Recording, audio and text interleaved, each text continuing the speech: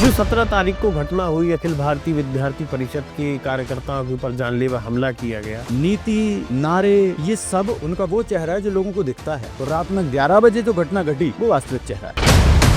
DSO जो शुरुआत की गई वो एक छोटे स्थानीय एक कमरा लेके उन्होंने यूरेका साइंस सोसाइटी बनाई थी। इन संगठनों का पहला जो लक्ष्य होता है वो महिलाएं होती हैं। महिलाओं के माध्यम से ही रिझाना, खींचना, युवाओं को अपनी तरफ आकर्षित करना, शैक्षणिक संस्थाओं से जोड़ना। जैसे कि कोई लड़का है वो साइंस में कमजोर है तो उसको साइंस में पढ़ाने के लिए सहायता करने की किसी विपरीत जेंडर वाले को उसके साथ बिठाया जाए। और अगर कोई लड़की है और वो किसी मैथ्स वाले में कमजोर है उसका विषय, तो उसको मैथ्स में सहायता देने के लिए उससे विपरीत जेंडर को। कई चीजें इतनी आपत्तिजनक होती हैं कि यहाँ एक मर्यादा है, मैं वो चीजें नहीं डिस्कस कर सकता। ये वास्तविकता में युवा में कैंसर से भी ज्यादा खतरनाक है।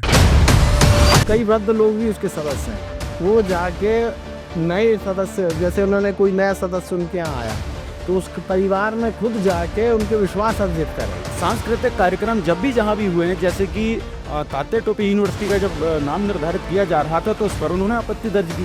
वो एक अंधे कार्यकर्ताओं की फौज बना रहे हैं जिन्हें लग रहा है कि हाँ क्रांति आ रही है, बाप हम लोग मेहनत कर रहे हैं, क्रांति आने कोई इस तरह की फौज बनती जा रही है। भगत सिंह, चंद्रशेखर आज़ाद, ऐसे कई हमारे देश के महान देशभक्त क्रांतिकारियों के चेहरा सबसे पहले सामने रखते हैं। धर्म को लेकर आपसे क्या कहा गया था? रामायण को लेकर जो एग्जैक्ट शब्दों में कि अगर रामानंद सागर रामायण नहीं बनाता तो ये राम मंदिर का झगड़ा होता ही नहीं। इसी चीज तो मेरी बहस है। बीच बाजार में वो एक कटोरे, एक रसीद, एक छोटा सा पैम्पलेट लेकर वो अपने लिए पैसा इकट्ठा कर सकती हैं। गुना में ऐसी घटना बिल्कुल है। गुना में बहुत बड़ी शिक्षक लॉबी है। मैं बहुत स्पष्ट कहूंगा, गुना में शिक्षक लॉबी है, वकील लॉबी है, डॉक्टर लॉबी है, व्यापार लॉबी है। इनके अपने अपने इंटेलेक्चुअल्स हैं जो इनके लिए फंड की व्यवस्था करते हैं।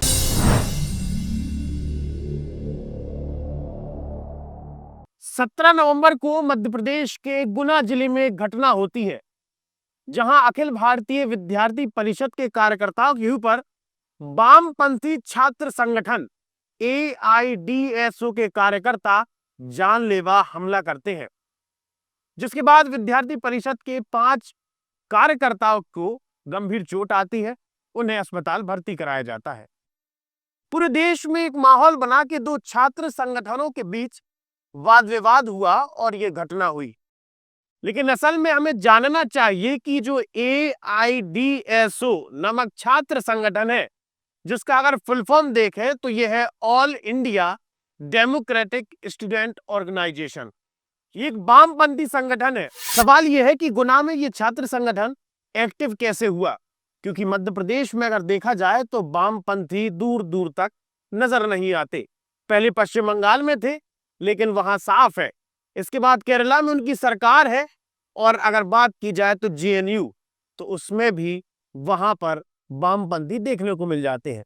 हमारे साथ अविनाश जी मौजूद हैं और शिव प्रताप जी हैं। अविनाश जी पहले DSO के सदस्य रहे हैं और शिव प्रताप जी गुना में शिक्षक हैं। सबसे पहला सवाल आपके ऊपर जी कि गुना में DSO एक्टिव कैसे हुआ? असल में DSO का सदस्य नहीं था। DSO जो शुरुआत की गई वो एक छोटे स्थानीय एक कमरा लेके उन्होंने यूरेका साइंस सोसाइटी बनाई थी, जिसका कर्ता धर्ता सुनील गोपालन करके व्यक्ति था, जो अभी भी DSO में एक बड़े पद पे है। और उसने सिर्फ बच्चों को पढ़ाने के लिए, सहायता करने के लिए ऐसा एक बनाया था, एक संस्था सी कि आप बैठिए, निःशुल्क वहाँ पढ़िए, आपको कोई कमी लग रही है किसी विषय में, वहाँ पूर्ति करी जाएगी। तो उस वजह से कुछ मित्र हम लोगों को ले गए थे वहाँ हमने देखा कि पढ़ाई में तो सहायता करी जा रही है, लेकिन उसका पैटर्न बस ये है कि जैसे कि कोई लड़का है वो साइंस में कमजोर है तो उसको साइंस में पढ़ाने के लिए सहायता करने की किसी विपरीत जेंडर वाले को उसके साथ बिठाया जाए। और अगर कोई लड़की है और वो किसी मैथ्स वाले में कमजोर है उसका विषय, तो उसको मैथ्स में सहायता देने के लिए उससे विपरीत जेंडर को। कुल मिला के अगर स्पष्ट शब्दों में कहा जाए तो अगर एक लड़का अगर साइंस पढ़ना चाहता है तो उसे लड़की के माध्यम से साइंस पढ़ाई जाएगी, और अगर लड़की पढ़नी चाहती है तो उसे लड़के के माध्यम से पढ़ाई जाएगी। ये कब की बात है? कौन सी? 97-98 की बात। जब यूरोपियन साइंस सोसाइटी नाम से ने संस्था बनाई तब डीएसओ का कोई नामो निशान गुना में नहीं था। तो करीब 2 या 3 महीने हम लोग वहाँ गए। फिर कुछ ऐसी बातें हुई धर्म विरोध में कि राम का ये जो राम मंदिर आंदोलन चला उसका कारण रामानंद सागर द्वारा बनाई गई रामायण थी। तो हम लोगों की उम्र कम थी, फर्स्ट ईयर में पढ़ते थे, खून गर्म था, तो उस पर बहस हुई, लंबी बहस करी उसने कि राम का क्या ऐतिहासिक तथ्य है, कोई उसके बारे में है। तो जो उस समय हम लोगों को जानकारी थी उसके वो हमने उनको बताया कि नहीं नहीं ऐसी बात नहीं है। जब दक्षिण पूर्व एशिया तक और यहाँ के अफगानिस्तान ईरान की सीमा से लेकर दक्षिण पूर्व एशिया तक कितने ऐतिहासिक साक्ष्य राम और राम कथा को लेकर मिलते, तो आप इसे कैसे गल्प कह सकते हैं। तो वो जो कलेश हुआ मुंह जवानी, उससे मुझे उस सोसाइटी से एक तरीके से निष्कासित कर दिया। उसमें पढ़ने पढ़ाने वाले अमूमन लोगों ने मेरे से बात करना बंद कर दिया था। और उस सोसाइटी का सबसे सर्वाधिक आकर्षण बना या क्रेज बना उस समय में यही था कि वहाँ आपको विपरीत जेंडर के मिलने का एक सुरक्षित स्थान था पढ़ाई के नाम। फिर बाद में उसका दुष्परिणाम भी आया। गुना के 2 या 3 प्रतिष्ठित परिवारों की बच्चियों को की शादियां बड़े आपत्तिजनक स्थिति में हुई, जो समाज नहीं चाहता। इस तरीके से उन लोगों के नहीं, ये शुरुआत डीएसओ की थी। और डीएसओ बना तब तक ये दोनों 2 या 3 जो घटनाएं मैं कह रहा हूँ कि प्रतिष्ठित परिवारों के बच्चे गलत निर्णय लेके अपने परिवार से विरुद्ध और समाज के विरुद्ध चले गए, ये सब डीएसओ के पहले की घटना है। इसके बाद डीएसओ की स्थापना, जिसमें उस डीएसओ के गुना डीएसओ के दायित्व उन लोगों के पास थे जिन घटनाओं में सहयोगी थी। तो आपका कहने का मतलब ये है कि शुरुआत में एक सोसाइटी के तहत काम शुरू हुआ और वो सोसाइटी, हाँ, और वो सोसाइटी मर्ज होके डीएसओ में आ गई। हाँ, वो बीज था, आप ये माने। उसमें सीधा होता था कि आज आपको एक शिक्षक टूर पे ले जा रहे, शिक्षा टूर पे। वो शिक्षा टूर नहीं होते तो पिकनिक ही होते थे। अमूमन जो नए लोगों में बच्चों में आकर्षण था, पढ़ने वाले बच्चे कितने होते, उसका आकर्षण वही था कि भाई वहाँ सुविधा से आपको लड़के हैं तो लड़कियों से बात करने मिल जाती, लड़कियां हैं तो लड़कों से बात करने मिल जाती। और उनका मुख्य ध्येय यही था कि ज्यादा से ज्यादा लोग आकर्षित होकर पढ़ने वाले, बिना पढ़ने वाले लोग उनसे जुड़े, और वो जुड़े। उस चीज को उन्होंने आगे जाके डीएसओ में कन्वर्ट करा। शिव प्रताप जी, आपके पास आऊंगा जी। आप शिक्षक हैं, आपके सामने ऐसी घटनाएं कई सारी देखने को मिली है कि डीएसओ द्वारा विद्यार्थियों को, कुछ विद्यार्थी भी आपके पास आते हो। जी। तो असल में इनके काम करने का पैटर्न क्या है आज की डेट में अगर देखा जाए तो? किस तरीके से समाज को, ये जो बोला जाता है ना कुछ भी वामपंथी संगठन है, समाज को किस तरीके से प्रभावित करते? मैं अविनाश जी की बात को ही आगे बढ़ाते हुए अपनी बात रखूंगा। इनका जो काम करने का तरीका है वो बड़ा रोचक है युवाओं में। युवा आमतौर पर थोड़ा कसावट कम चाहते हैं अपने आचरण में खुलापन चाहते हैं, और वो खुलापन डीएसओ उनको उपलब्ध कराता है, चाहे शैक्षणिक स्तर पर हो चाहे वैचारिक स्तर पर। शैक्षणिक स्तर तक तो ठीक है, ज़्यादा समस्याएं नहीं आई, लेकिन जब वैचारिक स्तर पर समस्याएं आती हैं तो इतने गंभीर परिणाम होते हैं कि उनके माता पिता और माता पिता के बाद भी माता पिता वे उसे संभालने लायक नहीं बचते हैं। मैं अगर सीधे सीधे शब्दों में कहूं तो युवाओं की मानसिक स्थिति इस हद तक बदल जाती है कि वे अपने माता पिता के विरुद्ध भी विधिक प्रकरण दर्ज कराने में भी पीछे नहीं हटते। पुराने हो चुके।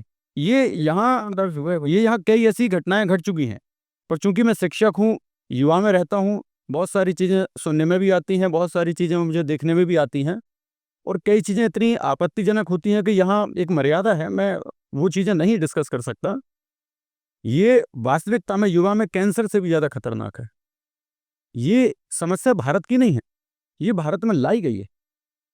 थोड़ा हम ऐतिहासिक पृष्ठभूमि में यदि जाते हैं तो हम रशिया की बात करेंगे। पहले रशिया में लेनिन की बात करेंगे, फिर हम मार्क्सिज्म की बात करेंगे।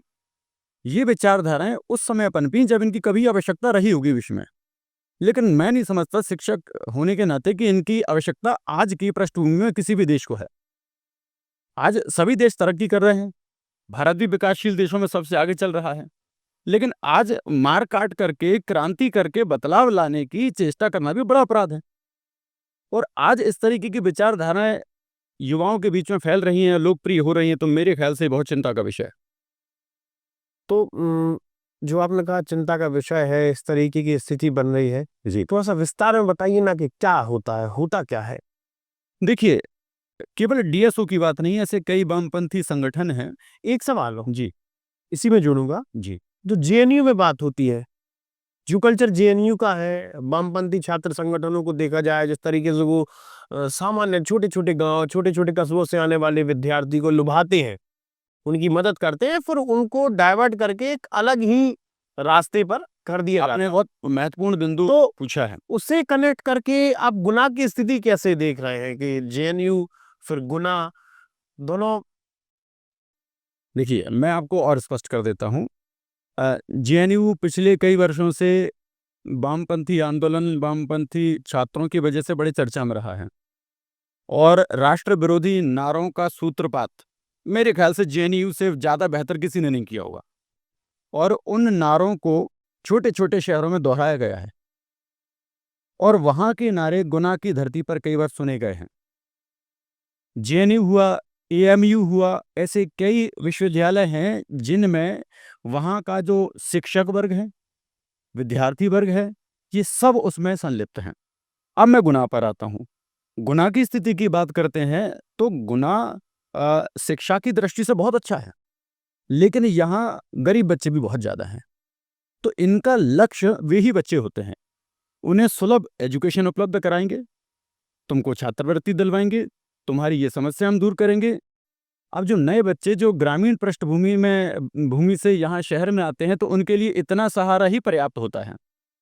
वे अभी नहीं समझते डीएसओ क्या है, वे नहीं समझते अभी वामपंथ क्या है, वे किसी विचारधारा के समर्थक नहीं हैं। लेकिन जब उन्हें इस तरीके का थोड़ा-सा ऑक्सीजन मिलता है, तो वे बच्चे इनके हो जाते हैं। और कहीं न कहीं भावावेश, वे ऐसा सोचते हैं, चूँकि ग्रामीण पृष्ठभूमि का बच्चा बड़ा संवेदनशील होता है, उन्हें लगता है कि इन्होंने मेरी मदद करी है, तो इनके साथ हमको चलना चाहिए, इनके साथ हमको जाना चाहिए।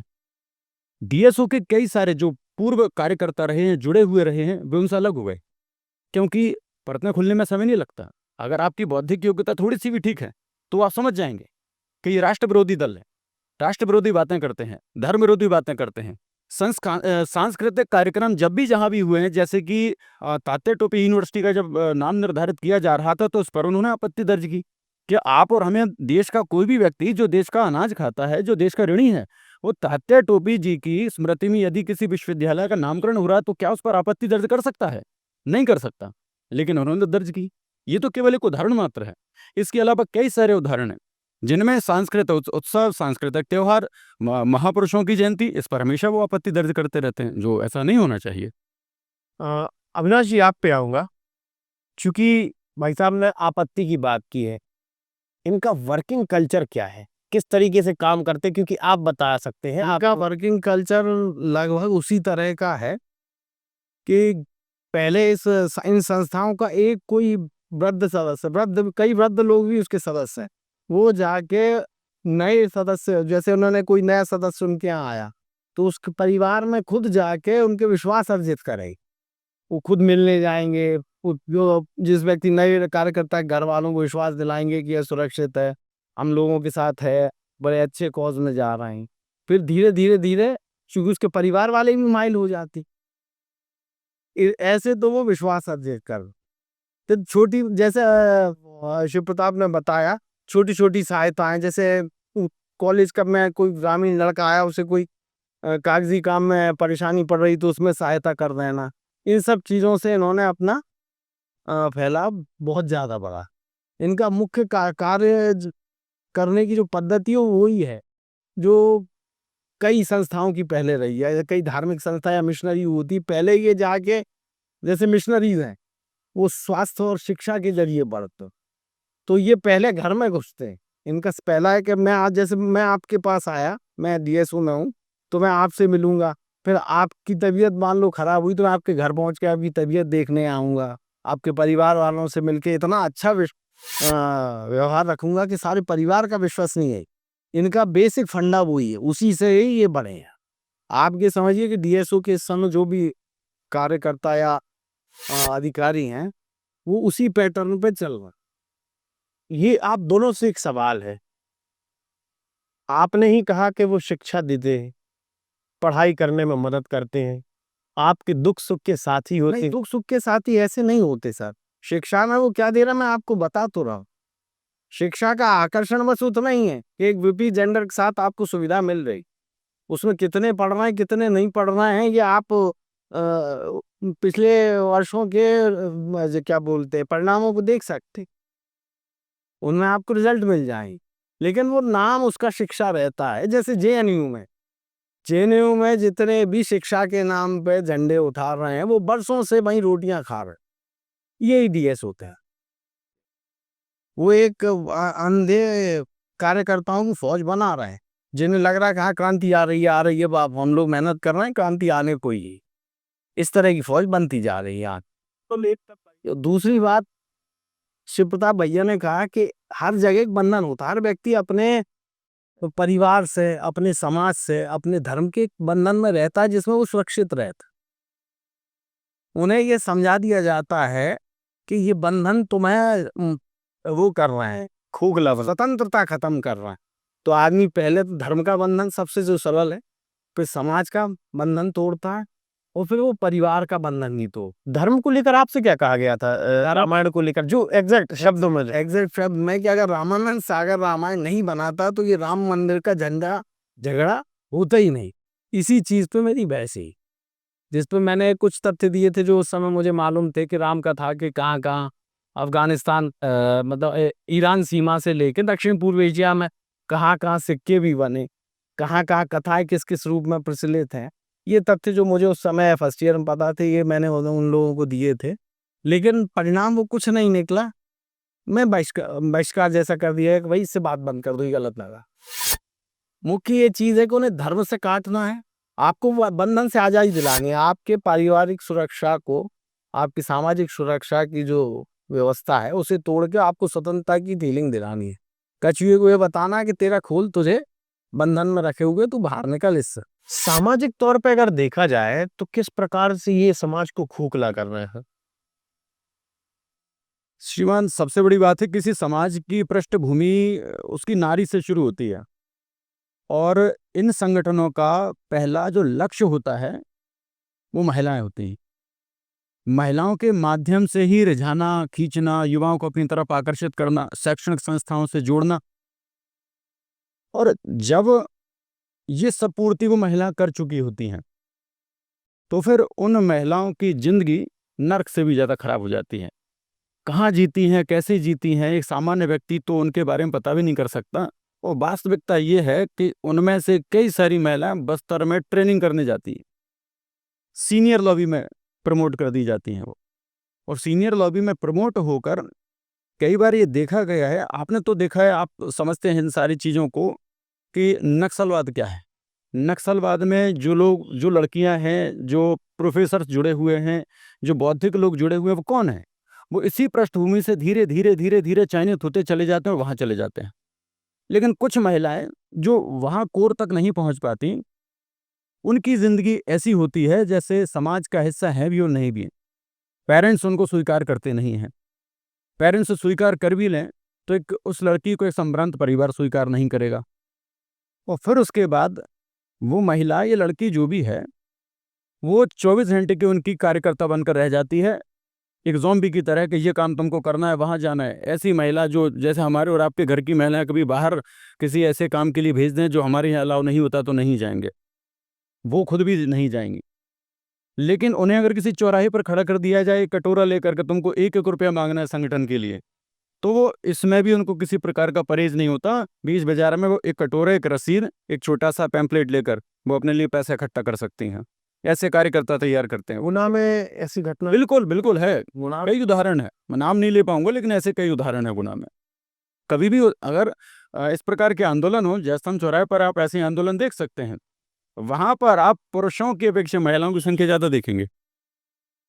नहीं तो आप नाम न ले, लेकिन बताइए प्रोसेस क्या होता है गुनाह में? आपने देखा प्रोसेस किस तरीके से होता है? देखिए इसमें कोई विशेष प्रकार का रिक्रूटमेंट नहीं है। इसमें केवल यही किया जाता है कि स्कूल या कॉलेज से सबसे पहले बच्चों को जोड़ा जाएगा। कोई भी सुविधा देकर, निःशुल्क सुविधा देकर जोड़ लेंगे।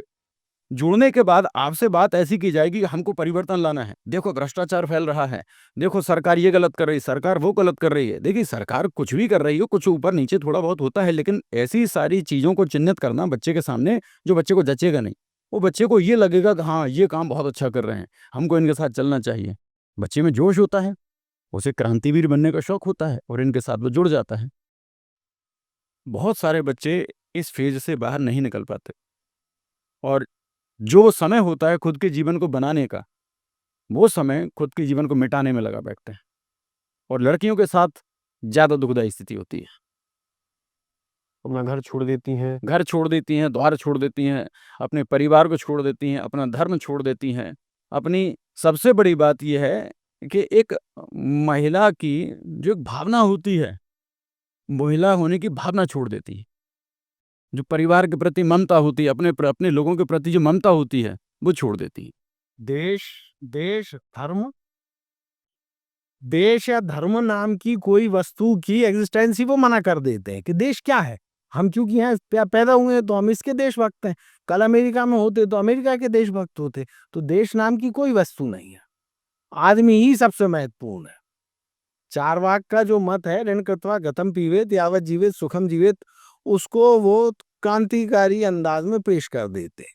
मतलब वो अपना बोध वाक्य बना ले। बोध वाक्य बना लेते कि हमको संगठन के लिए मरना है, क्रांति आ रही है, क्रांति अगले चौराहे पे खड़ी है, रेड लाइट पर भी आती होगी, उसी आशा में वो पूरा जीवन का।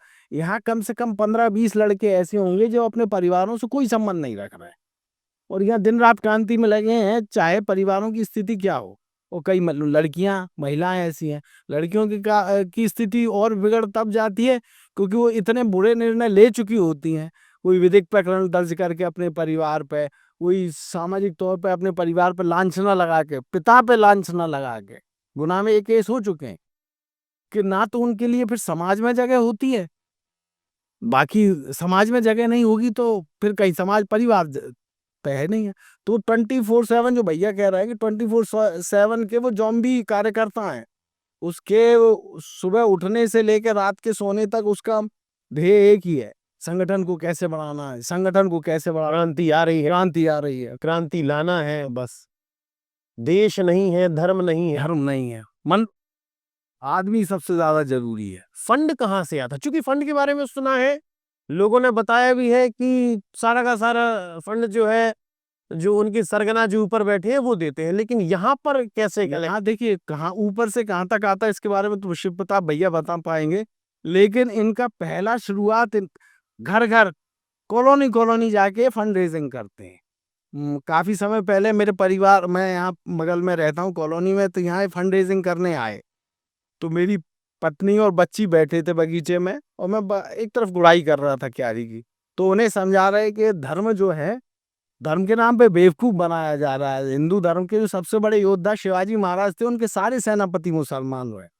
तो मैंने उनके उठ के पूछा कि आप ये बताएं कि उनके कौन से सेनापति मुसलमान रहे, एक का तो नाम बताएं। पहले सेनापति तो प्रताप राव गुज्जर थे, दूसरे सेनापति अमीर राव मोहिते थे, 2 ही सेनापति शिवाजी के वक्त में रहे, दोनों मराठे थे।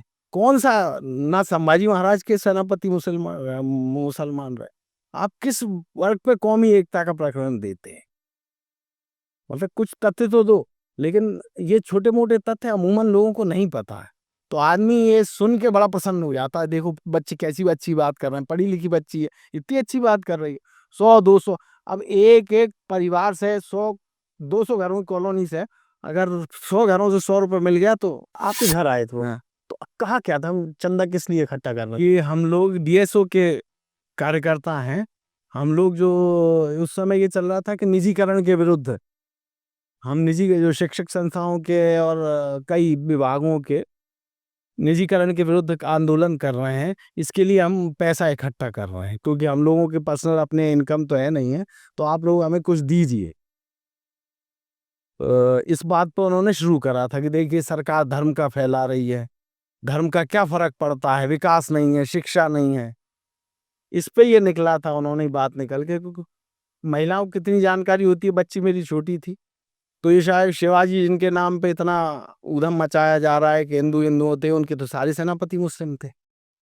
लेकिन पूछने पे मैंने कहा आप एक नाम बता दो, प्रताप राव गुर्जर से लेके अमीरा मोहिते, इन दोनों में से कोई सेनापति मुस्लिम नहीं था। जब हम भी इनके कार्यक्रमों को देखते हैं, काम करने की तरकीब को जानने की कोशिश करते हैं, तो सबसे पहले भगत सिंह, चंद्रशेखर आजाद, राजगुरु, आजकल स्वामी विवेकानंद को ही वो कोट करने लगे। हाँ, तो असल में किस प्रणाली के तहत ये लोग, चूंकि जैसे आप है या गुना को कोई भी प्रतिष्ठित व्यक्ति है, पढ़ा लिखा व्यक्ति है, वो उनके पास अगर एक तो ये हुआ कारण कि आप गलत तरीके से विद्यार्थियों को, युवाओं को रुझाएंगे और अपने संगठन का हिस्सा बना लेंगे, कुछ पढ़े लिखे लोग भी उसमें जुड़ जाती जी, तो वो कैसे जुड़ते हैं? पढ़े लिखे लोग आप किन को मानना है? सिर्फ एमए या बीए करने से आदमी पढ़ा लिखा तो होगा नहीं। अमूमन लोगों को ये जानकारी नहीं है कि किसी महापुरुष ने क्या कहा, उसकी विचारधारा क्या थी। ये कई ऐसे महापुरुषों को भी कोट कर देते हैं, जिंदगी में कौमी एकता के बारे में या अन्य किसी ऐसी बारे में कहा नहीं। जैसे आजकल आप देख रहे हैं कि ओशो से लेके प्रेमचंद तक के ऐसे ऐसे वाक्य प्रसिद्ध हो रहे हैं महादेवी वर्मा के, कि जो कभी उन्होंने कहे ही नहीं, किसी साहित्य में कहीं नहीं मिलते।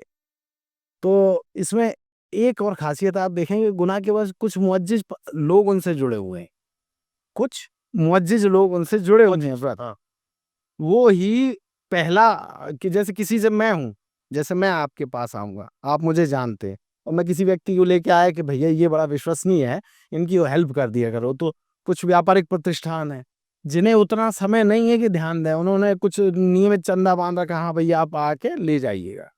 तो अमूमन जो बहुत बड़े व्यापारिक प्रतिष्ठान इन लोगों की हेल्प करते हैं, वो इसी बेस पे करते हैं। उन लोगों को जानकारी नहीं है कि ये कर क्या रहे हैं, इस चीज की कोई जानकारी नहीं। इस बात को तो आप मानेंगे कि सिर्फ पढ़े लिखे होने से कुछ नहीं होता। और मतलब इन चीजों की जानकारी बेसिक है किसे, कि कौन पढ़ रहा है, महादेवी वर्मा पढ़ रहा है, कौन स्वामी विवेकानंद को पढ़ रहा है। जैसे आजकल वो प्रेमचंद का एक डायलॉग बना, बहुत प्रसिद्ध चल रहा है, कि जो धर्म को मानता है वो युवा युवा नहीं है। भगत सिंह का भी बिल्कुल यही ना, भगत सिंह के नाम मिल जाएगा। वो चल रहा है लेकिन असल में है नहीं है वो कहीं से। शिव प्रताप जी, आप बताइए कि फंड रेजिंग का क्या सिस्टम होता है इनका, किस तरीके से आता है? चूंकि आप शिक्षक है, उन्हीं के बीच में रहते हैं, वो डीएसओ के विद्यार्थी भी आपको पढ़ाते होंगे, डीएसओ वाले भी आपसे फंड लेते होंगे, चंदा इकट्ठा करते होंगे, किस तरीके क्या है? देखिए, मेरे पास तो 1-2 बार आए हैं, तो मैंने नहीं दिया, क्योंकि इतिहास मेरा थोड़ा-सा अच्छा है। अच्छा। और इतिहास थोड़ा-सा अच्छा है तो उसका फ़ायदा ये मिल जाता है कि कोई विचारधारा वाला व्यक्ति मेरे पास आता है, तो समझ में आ जाता है कि इसका ध्येय क्या है। देखिए, फंड इकट्ठा करने के लिए या तो लोगों के सामने अपनी विचारधारा रख सकें, या फिर उन लोगों के चेहरे रख सकें जिनको ये फॉलो करने की बात करते हैं। ये भगत सिंह, चंद्रशेखर आज़ाद, ऐसे कई हमारे देश के महान देशभक्त क्रांतिकारियों के चेहरा सबसे पहले सामने रखते हैं। हमारे लिए हमारे क्रांतिकारी भगवान से कम नहीं हैं, और जब उनके नाम पर हमसे कुछ मांगा जाता है तो हम ज़्यादा संकोच नहीं करते, और जो हमारे हाथ में होता है तो हम दे देते हैं, बिना ये परवाह किए कि इनके नाम से जो फंड इकट्ठा किया जा रहा है इसका क्या होगा, पहला कारण। दूसरा, बच्चों से कैसे इकट्ठा किया जाता होगा? देखिए, बच्चों को बहुत थोड़ी सी पॉकेट मनी मिलती है, और वो बहुत थोड़ी सी पॉकेट मनी बच्चे थोड़ा बहुत यहाँ तहाँ खर्च करते हैं। और जब उनसे कहा जाता है कि तुम्हारे देश के पुरुष ऐसे थे क्रांति के लिए, उन्होंने देखा है कि जब उनके पास अपने पेरेंट्स की बात की गई, चंद्रशेखर आज़ाद जी की कि पेरेंट्स की बात की गई, तो उन्होंने क्या कहा कि एक गोली में अपनी माँ को मार दूंगा, एक गोली में अपने पिता को मार दूंगा, उससे पहले मेरे लिए मेरा राष्ट्र है, मेरी मातृभूमि मेरा ध्येय है।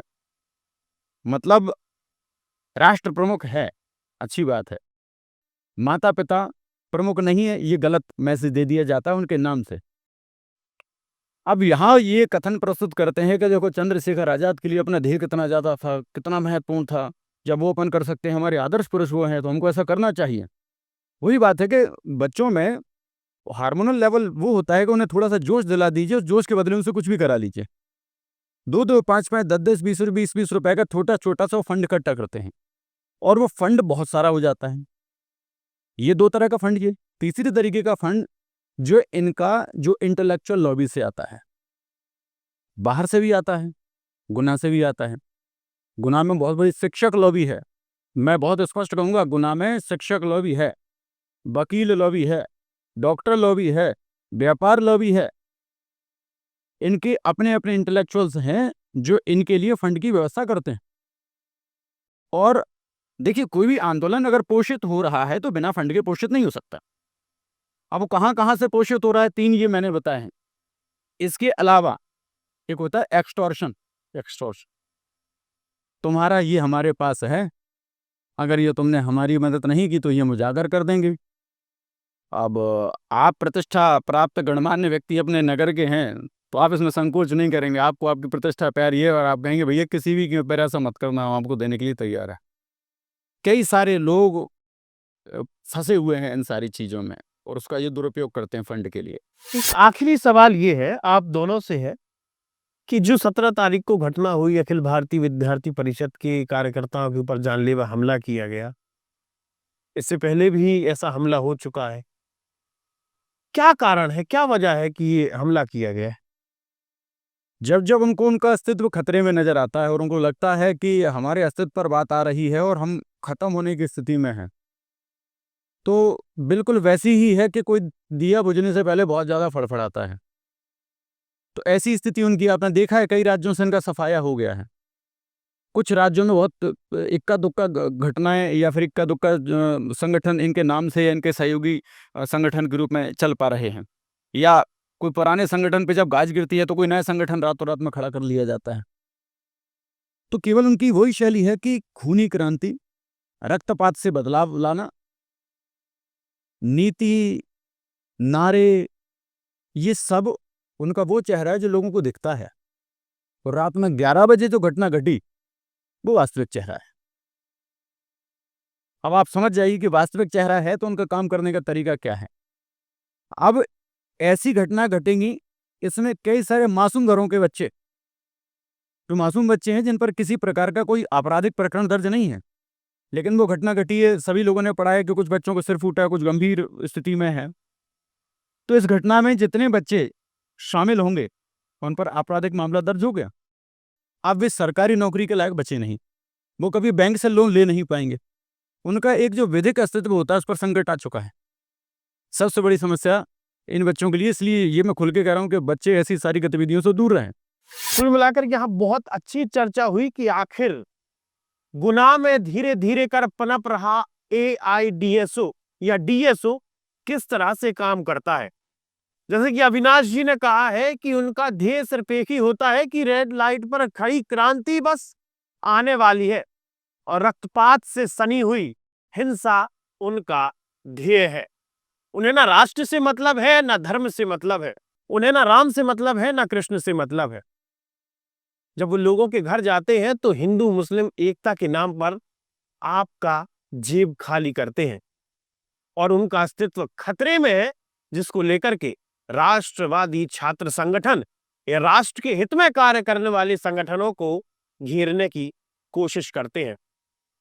अगर आपके इर्द गिर्द भी ऐसा कुछ होता नजर आ रहा है तो उसे देखिए, समझिए, भांपिए, क्योंकि ये आपके समाज देश के लिए एक खतरा है। आप जुड़े रहिए हमारे साथ, देखते रहिए आयुध। आप हमारे चैनल को सब्सक्राइब कर सकते हैं। हम फेसबुक, इंस्टा, यूट्यूब, ट्विटर हर जगह मौजूद हैं। आपका बहुत बहुत धन्यवाद। लगातार जुड़े रहने के लिए आयुध को सब्सक्राइब जरूर करें।